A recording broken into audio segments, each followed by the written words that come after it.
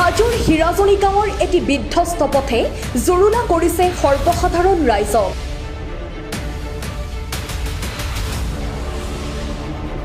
ৰাজ্যৰ বাট পথসমূহ চৰকাৰে যিমানেই উন্নয়ন হোৱা বুলি দাবী নকৰক কিয় বাস্তৱ ক্ষেত্ৰত ওলোটা দৃশ্য দৃশ্যমান হৈছে।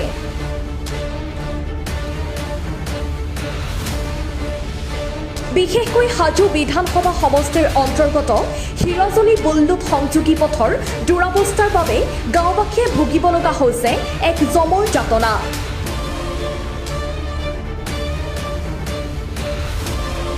উল্লেখযোগ্য যে পথছোৱাৰ বৃহৎ অংশত এতিয়াও পানী ভৰি থকাৰ ফলত এই অঞ্চললৈ বাহিৰৰ মানুহ আহিব নোৱাৰা অৱস্থা হৈছে।